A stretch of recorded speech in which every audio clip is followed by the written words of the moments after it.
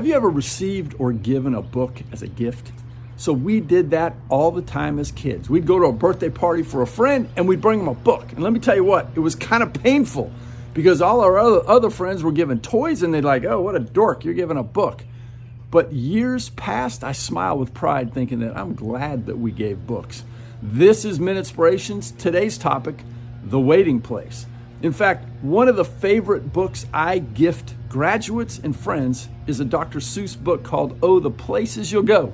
It talks about going here and there and doing this and that, and that sometimes in between those places, you're stuck in this place called the waiting place, which is kind of dark and there's scary sounds coming in your brain and nobody's around, and it's a place between those two places. Well, interestingly, at a conversation during dinner a couple of weeks back, Carlina, our high school senior, soon going off to college, was in a discussion with her sister about giving up a room. And Clara, her sister, says, well, I'm taking your room. And Carlina got really energized. No, you're not.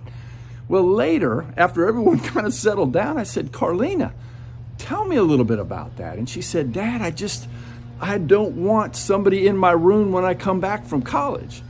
And I said, well, honey, it sounds like you might... Hey, Chris, it is 6 o'clock and ready to rock. What? And I said, it's the place between going off to college and being independent and being at home and being coddled and being taken care of. And I said, does that kind of sound like a place where you are?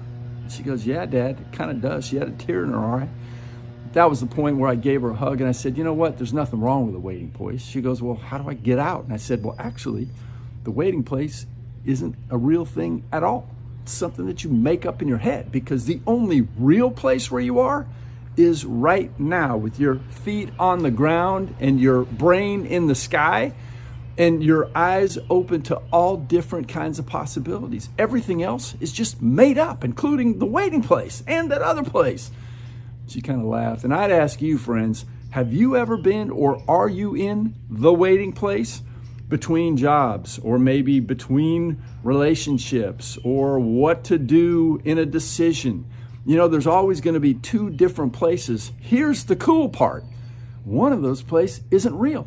You're making it up in your head, because the only place where you are is with the sun in your face, the wind in your hair, and the feet on the ground right now.